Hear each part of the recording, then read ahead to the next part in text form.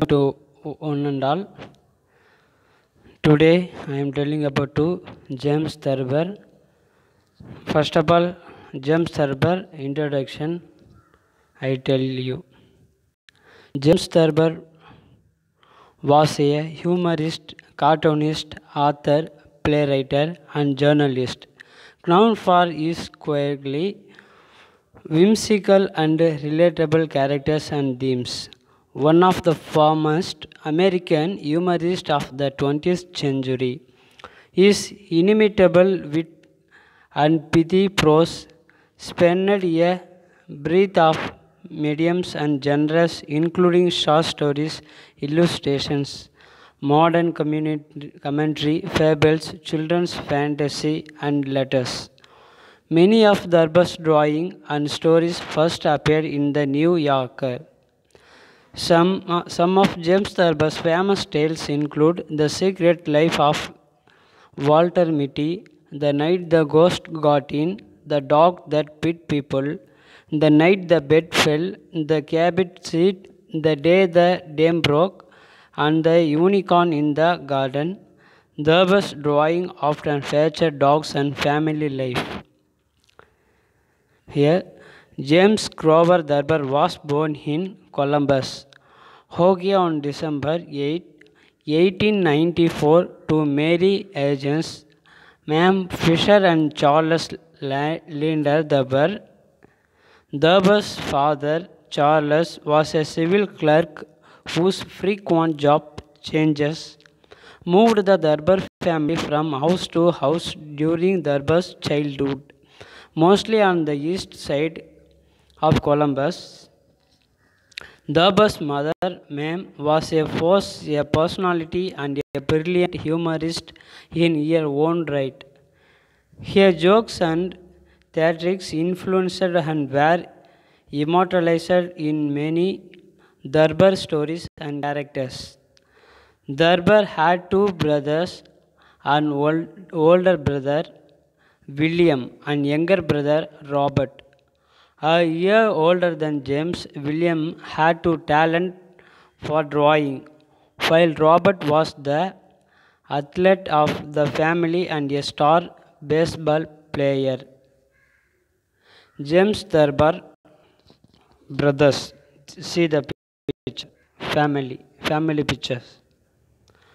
Then, after the Thurber's family's brave moved to Washington, D.C., they returned to Columbus, where Thurber attended Sullivan Elementary School and Douglas Junior High School before graduating from East High School in 1913.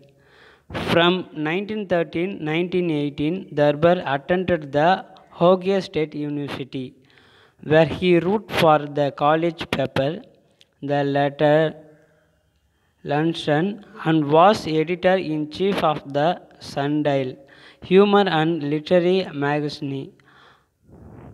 After the encouragement of friend Eliot Nugent, Thurber joined the Pi Kappa Psi fraternity. It was at the time that the Thurbers rented the house at 77 Jefferson Avenue, which became Thurber House in 1984. Due to his partial blindness, Thurber was not able to complete a compulsory ROTC course and couldn't graduate from OSU Although the University. Graduate from OSU Although the University gave him a posthumous honors degree many years later in 1995. After college, Thurber worked as a court clerk for the State Department in Washington, D.C., and later at the American Embassy in Paris, France. He returned to Columbus in 1920 and joined the Columbus Dispatch as a reporter. During his stint at the Dispatch, Thurber covered stories such as the opening of Hockey Stadium and for a time had his own column called Creedus and Curious. Darbar spent his evenings working on skits for the Strollers and Scarlet Mask theatre groups at Ohio State, where he met his first wife, Althea Adams. The young couple married in Columbus in 1922 and moved to Paris in 1925, where Darbar started work on the Paris edition of the White and Darbar shared an office the New Yorker. One day, White found some of Darbar's drawings in trash can and submitted them to the New Yorker for publication. This began Darbar's decades-long career contributing drawings and writings to the New Yorker. Soon after, Darbar and White collaborated on their first book, Is Sex Necessary?, featuring a number of Darbar's cartoons.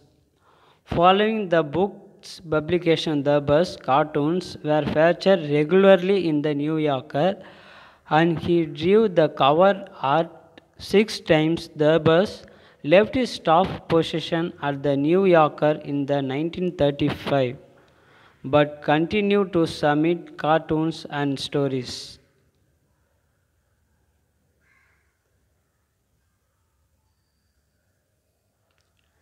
James and Althea Darbar's daughter Rosemary was born in 1931.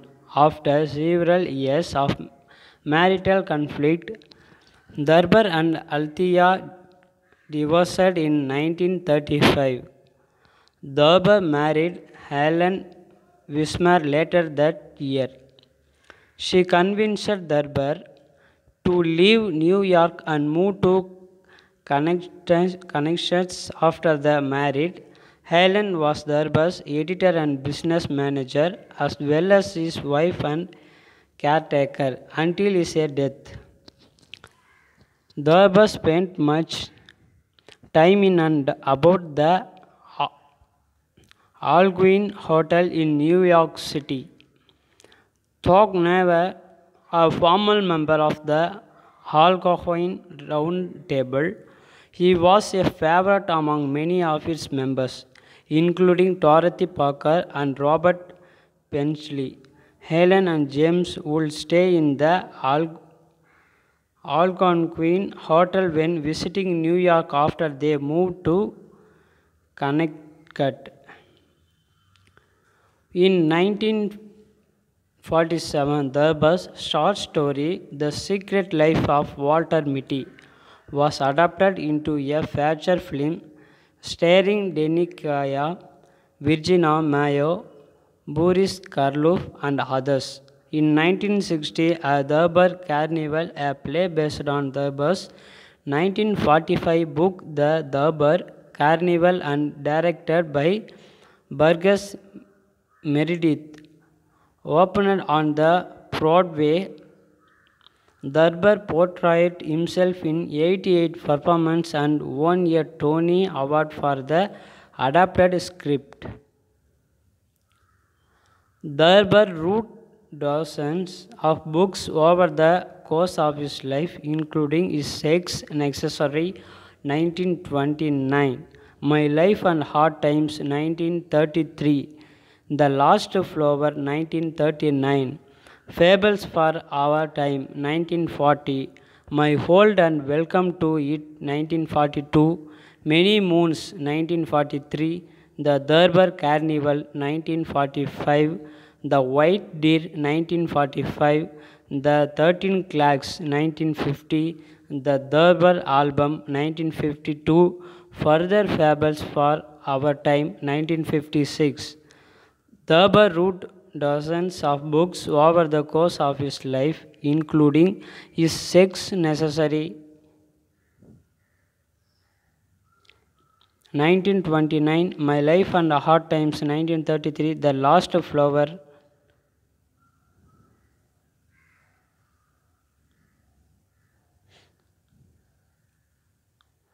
In the final year of his life, James Darbar's behavior became erratic partly from ongoing struggles with a thyroid condition. He was stricken with a blood clot in his brain in October 1961. Although Darbar underwent a successful surgery, he died on November 2, 1961, due to complications from pneumonia. He was a month shy of his 67th birthday. James Darbar passed away in New York City, but his ashes are interred in Green Lawn Cemetery in his hometown of Columbus, Ohio. The GPS Google Maps coordinator for Darbar's grave are N39 56.323 W 08301.980. Humans and Ghanaians are always welcome to visit. This is James Darbar Burial Place. Thank you very much. Thank you, ma'am.